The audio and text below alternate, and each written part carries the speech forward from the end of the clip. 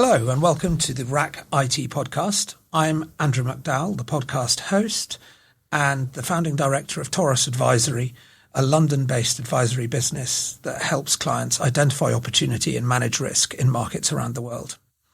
My guest today is Alina Popescu, the co-founder of MPR Partners, an independent law firm with offices in London and Bucharest. She's also a tech enthusiast, lawyer and entrepreneur. Thanks for joining us, Alina. It's a pleasure. Thank you for having me. Great to have you on. And it'll be really interesting to delve into what you're working on in the field of law, because it's the first time we've had a lawyer on the podcast talking about the issues that tech firms face and the opportunities that they have too. So maybe to get the ball rolling, you could tell us a little bit, give us a potted biography, tell us a little bit about your background and how it led to founding MPR and your experiences on the way. Absolutely, my pleasure. So, my background is a very classic legal one, starting in law school, Master of Laws, and then bar exam, and, delving into private practice. I started in one of the biggest Romanian law firms up to a partner position when I, decided it was time to actually try being an entrepreneur. So together with a number of very talented people, we have set up MPR Partners in 2013. And we've been going from strengths to strengths ever since. We are a full-service law firm, solely addressed to businesses. And I'm here because we do have a very strong technology law practice. And we are working with a number of very interesting companies in that area.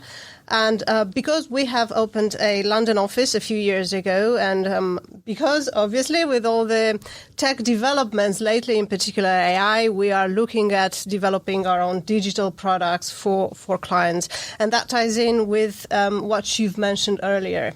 A lot going on nowadays in tech regulation, and a lot of challenges for people in that sector from that perspective. As the founder of my own business, who grapples with running it and the excitement and challenges that creates, what made you want to make the leap to becoming an entrepreneur in the legal field? I think it was about being able to see my vision put into practice. And I'm not saying the firm I was with wasn't great, because it was. And they are still doing a marvelous job, and it's wonderful to see them out there. But I think like every every entrepreneur wannabe, I wanted to put a dent in the world somewhere there in the legal services sector. And I did really find out that entrepreneurship actually suited me very well. It was jumping outside that strictly legal services box, being a bit more multidisciplinary. And I'm a person, I guess, who likes to have a good challenge and who is interested in a lot of things. So combining management, strategy, business development with legal services sounded like a great idea, and it was. So it sounds. And what particular challenges are you particularly proud of overcoming in that entrepreneurial journey over the past 12 years? Yeah, I think building a business from the scratch is incredibly challenging, and you get to do all sorts of things. But I think, obviously, building a sound client portfolio is a challenge, but I think the thing we're most proud of is actually building the team. In the services sector, in the professional services sector, you are working with people. And that's obviously both complicated but very rewarding as well. So finding those people that align to your values, to your vision, to your high quality standards, and being able to build on differences as well as aligned values, that's again very difficult but incredible when you see it happening. Yeah, I think that working with people and people do present their own challenges, as you say, occasionally, but finding good people who are good to work with can be a real joy of running a business. And whether they're people you work with directly or people you come across, clients or contacts who help you in your work. So I think that's very important. Is there any particular singular achievement outside that you'd highlight from the past decade and a bit?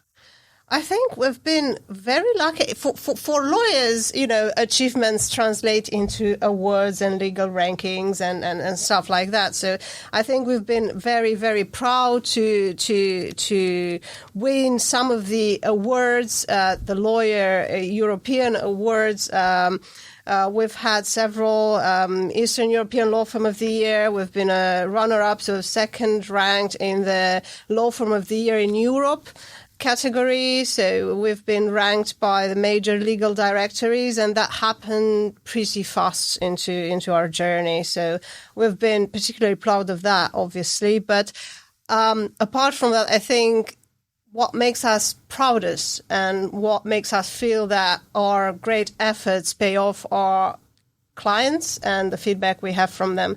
So having a client telling you, it's the best work we've seen in 20 years out of the 15 countries we've been working in, I think that's really special. Yeah. Rightly makes you very proud. A lovely thing to hear from a client, isn't it? And testament to your hard work and talent. Tell me a little bit, I know you can't name any names necessarily, but tell me a little bit about the sort of clients you work with and the sort of work you do for them. Yeah, so when we set up shop right, in the legal sector, we targeted the big firm model and we reduced it to scale. So that's why people would often say that you punch above your weight. We service big clients usually, so big corporations, and that's pretty much the majority of our portfolio. However, we do have a number of entrepreneurs, both large size and smaller size, and considering our particular strength in the tech regulation sector and obviously the incredible tech vibe in Romania and the UK, where we are now present, we are looking at the startup sector as well, along with our traditional corporate clients. And what sort of projects do they give you? What sort of things are you working on for these quite different sets of clients? What challenges are they coming across? Right, so it's very interesting in both cases because obviously large corporations will have all sorts of projects from transactions to regulatory aspects to legal advocacy, which is something we're particularly experienced with, and I'm talking about those periods when technology regulation is being drafted and when companies would like to have an input, and we've done a lot of that. And obviously, with so much things going on and technology regulation increasing, and we were there to support with that. And again, that was a very interesting part of our job. On the other hand, startups. Oh my gosh, where do I start? It's so rewarding again to be part of a business that's growing and seeing incredible products or digital services coming to life. On the other hand, as a legal business, you need to know how to shape your own services so that they are suitable for the smaller companies who do not have the budgets of the bigger firms. So, we've been thinking of a number of potential solutions for that, and this is where our hopefully soon-to-be developed digital products come in. But apart from that, we've started looking at potentially becoming investors ourselves, so being part of a startup journey from day one as partners, so more than just advisors and taking a stake in that startup and seeing it grow. But obviously that's quite a bit outside what the scope of a normal lawyer. You need to start thinking like an investor, and that sounds very interesting for us at this point as well. Sounds very interesting to me too, and maybe we'll come back to that in a bit later. How do you see the regulatory environment for tech evolving at the EU level, and also obviously as a lawyer practicing in the UK? In the UK now they are separate jurisdictions. What's happening there? And obviously you're working with big companies that have faced regulatory challenges and in some cases seem to be the focus of political interest, to put it mildly. Yes, so there are a number of angles. So I think things are pretty nuts at the moment. I think a lot of people are feeling overwhelmed, lawyers included. So it's not just business people or tech people who are looking at this entire labyrinth or minefield, whatever you want to call it, and you can sometimes raise your arms in defeat. I think there are good intentions behind many of those regulatory pieces. However, unfortunately, the sheer complexity of it is so that they become totally ineffective. And I'm not only talking about big companies, again, they will have the budgets. That's why a lot of people are saying that actually a lot of regulation works for big companies and against smaller companies who do not have that budget. And that's becoming a barrier to entry or to expansion. So in that environment, and leaving aside every day you hear of some other big fine being inflicted on a big tech company. But you've got people who need to go through procurement processes, and often enough they will need to state that they comply with a lot of legislation sectors, and they can declare they are compliant, but it happens more and more often that they are not. So you can imagine the consequences of that. You can imagine the consequences of building a startup and wishing to, at some point, get financing or performing an exit and discovering that, something you've missed there will bring your price down quite a lot, or will steer your financing parties away. So there are a lot of challenges. So how do you do that? How do you make sure you stay compliant when often enough the legislation in various fields can be conflicting? If you're a tech business, moreover, and you want to be present in several markets, you want to make sure that you comply with all those legislative packages, and that can be a real challenge at times as well. So you either have to have a big budget or very talented people in-house or some other solution. And there are now certain digital solutions for compliance in certain fields. But it's I can speak about it for hours, obviously, but I think that given those challenges and those different jurisdictions that you're working in, how does that work with your advocacy work? How does that take shape in this complex environment, and how do you help clients in that particular area? Yeah, so obviously, at least we're talking about legal advocacy, and when we talk about that, we refer to the input you will provide during a legislative process. So when a new piece of legislation is being drafted and then debated, it's really good to know what's happening elsewhere in the world and to have a real practical feel of how other legislators or how other enforcers, watchdogs are handling certain fields, the fields that are being regulated. Obviously, when we talk about a country that is a EU member, you have a big chunk of harmonized legislation. but you still have quite a lot to do at national level because, yes, well, EU directives, as we know, they require legislation for transposition purposes. But even when you have EU regulations, you'll have to do quite a bit of work at national level for the nuts and bolts of the enforcement process, starting from the authority who will be the designated authority for that particular field and ending with really the details of enforcement you'll find in secondary legislation. And we see that in Romania and other places.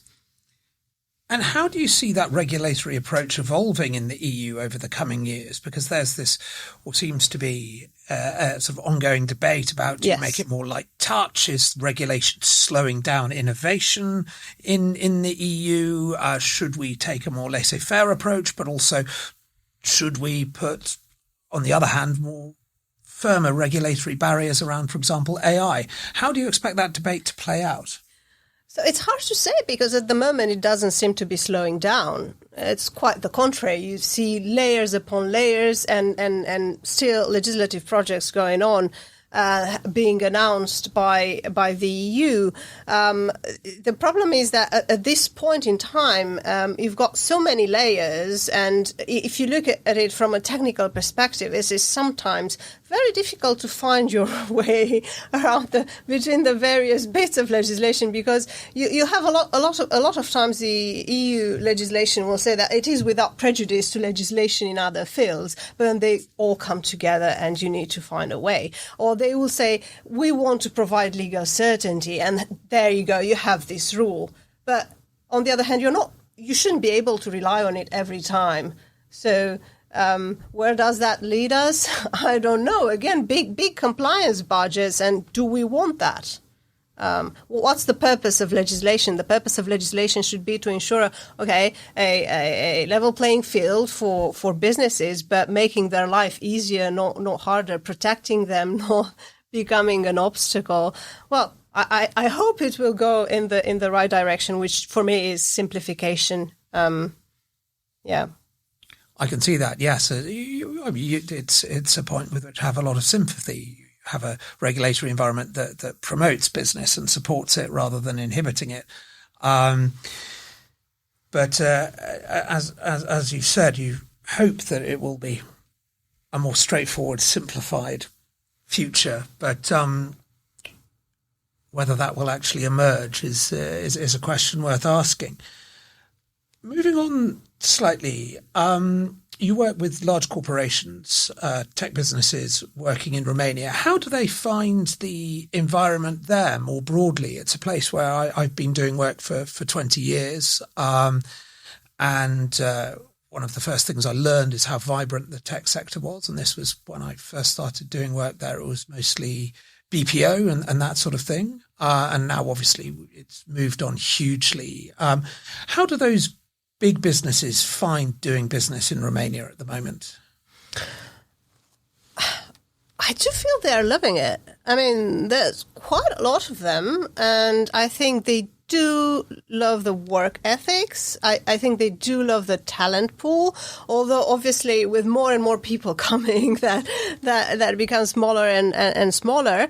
But they do recognize the legal environment they see in other countries. The Romanian legal system is very much based on the continental Europe legal system, a lot of similarities with French law, for example. We've now have elements of common law as well, but obviously Romania is an EU member as well, so we have all the EU legislation and all the harmonization that comes with that.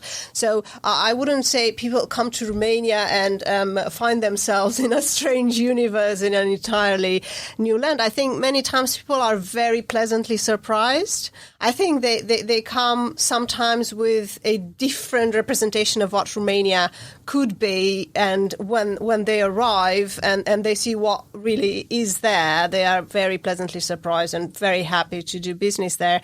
Yes, there are a lot of talks about instability, the level of legislation, and you can still hear people talking about corruption. But honestly, there's been a lot of work done around that. And what we feel as lawyers seems to be working very well now, both in court and outside court. I didn't see people complaining very much, but then, I'm not going into political details, so that's a different. But I do need to mention taxation, right? Is taxation in Romania. I'm not talking about employee taxation because that is still high, but corporate tax or income tax for independent professionals, that's very good at the moment. Quite. I mean, it's a relatively low tax jurisdiction, absolutely, of course, and the tech sector has, to my understanding, largely avoided some of the taxes we've seen being put on other sectors like energy. And there's been some uncertainty around energy taxes over the past decade in Romania, and taxes of super taxes on other sectors and tech seems to have been largely avoided this, much to its benefit. What about the startup scene in Romania? Obviously, you've now got unicorns like UiPath that are well beyond that stage. We've done quite a lot of work at Toros on looking at tech businesses in Romania over the years. But I know one complaint, for example, is that labour is now more and more expensive. You don't have that arbitrage. And is there still space for Romanian startups to grow? I think there is quite a lot of space, and I think we've seen that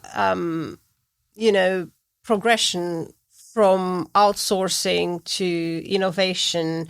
And you see more and more companies, both in deep tech space as well as in innovative, digital solutions, services, etc. There's a lot of outsourcing still, but there are more and more people coming with new things, in particular in the AI sector. So you see that is very, very flamboyant as in other parts of the world as well. I think one weakness of the Romanian environment is obviously financing. So that's why I think you see a lot of startups being interested in other markets where they can find financing more easily. And I guess that's where the connection with the UK, for example, comes in.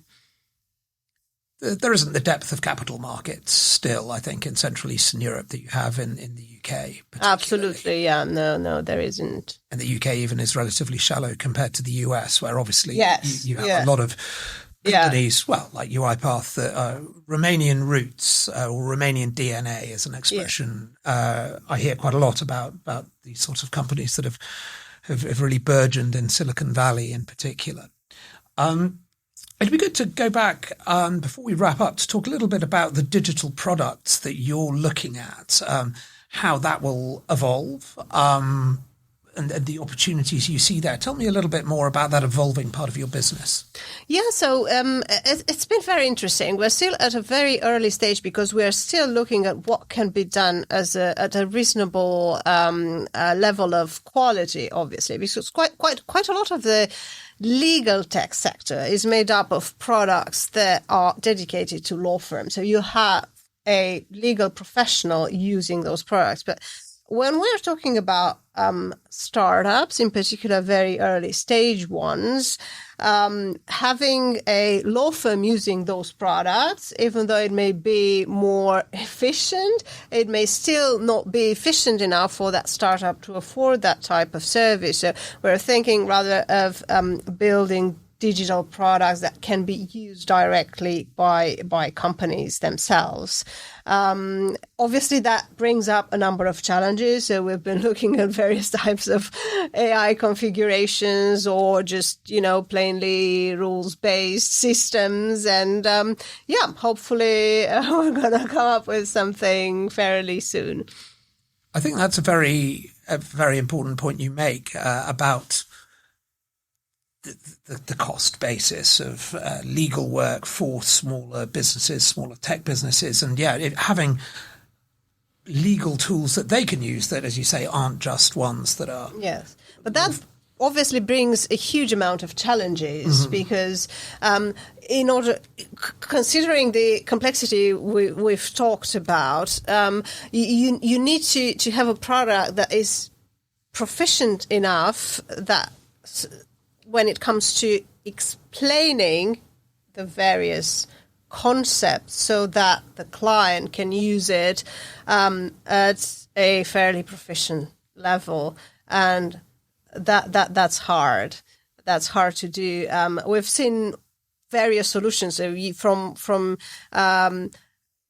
document templates to checklists to whatever. But what we see in practice is that clients will take the template and often use it with all the footnotes, providing explanations. So it's hard to develop a product that can be used seamlessly by a client without taking ages to understand and all that. So, we're looking at striking the right balance there. So we'll see.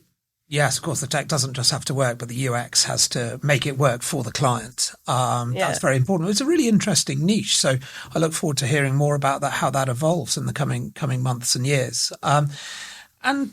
Also, you mentioned sort of looking at potential investments. What investments are you looking at and what form might they take? Investments in terms of? I thought you mentioned that you were looking at some investments potentially. Oh, yeah, we were talking about us becoming investors in startups. Sorry, yeah. Well, it's just a matter of us providing the legal services a startup needs at no cost in exchange for a share of equity, which is something that certain law firms already do. It's an entirely new adventure because, again, you need to start thinking like an investor. You need to choose the right startup. Otherwise, your investment will go down the drain. So, but we think we've already identified certain interesting concepts. So you're going to have to look at the team and how feasible that is from a legal perspective as well. So all this tech regulation environment is now becoming, I think, a decision factor in the type of product you want to develop. You can't go to the MVP stage at the moment without checking that legal feasibility anymore. So that's where we would like to come in. I think that's also a really interesting niche. And I've done a bit of work before on media for equity, which as a recovering journalist is a model that I sort of instinctively understand. But legal services for equity is another very interesting area, and I could see how it could work. But how you say some law firms have already done it. How evolved is that segment? I think it's not that evolved, obviously, again, because as a trained lawyer, you do not necessarily have the background of a professional investor who will know exactly what to look at. Even as a professional investor, you will not always win. So you need to be very careful what you are going to choose to be part of. For sure, and you will need to. It's probably one of the reasons I love the idea. You will need to learn about other things than legal services. Yeah, a new challenge for you, and as you say, as an entrepreneur too, that'll be really interesting. And that's another thing I look forward to hearing more about. Are there any particular niches in tech that you're looking for? Any particular areas these startups would be operating in that you see as particularly promising for this model? I think obviously the digital services sector is very big now, but also deep tech is very interesting as well. So we've seen, for example, just an example out of the top of my head, it's a company I've been following for a while, Lumen, you might have heard of it. They are making AI-based devices for visually impaired people. And I thought that's such a wonderful product and one that actually, puts Romania on the map of hardcore innovation. So, we do not have a list of verticals we'd be interested in. It would rather be a matter of us believing in that product and in the team that would deliver it. Excellent. Now that's, as you say, putting Romania on the map. That's something that I've also been trying to do for 20 years. But actually, for that, well, Romania doesn't really need my help. I'm not sure it ever did. It's put itself on the map fairly successfully, particularly in this sector, I'd say. Yeah, but also because of people like you. I think we've had a lot of support that was very much needed for a long while, and we can now see the results. I think we're all very grateful for that. Well, I hope so, but I mean, I think testament mostly to the hard work and innovation of Romanian people, that Romania really is on the map in this sector now. Alina, last couple of questions. Firstly, looking forward, what are you most excited about? What are you most interested in how the legal space is going to evolve for tech? So I think the tech for legal space is very interesting these days. And I think there has been a lot of enthusiasm. I think at this moment I perceive a bit of fatigue because I've been hearing a lot of lawyers having tried Gen AI products and not being fully satisfied. We've heard a lot of stories, people being fined or worse because they went to court with made up cases. And yeah, if you do a really complex project, you really want to know how, when and where to use those tools and how to use them. And obviously you need firm-wide policies, and bar associations are now working or have already issued guidelines for the use of technology in the legal space. But I think something must happen, and it should not only come from the private practice sector, it should come from the government sector as well.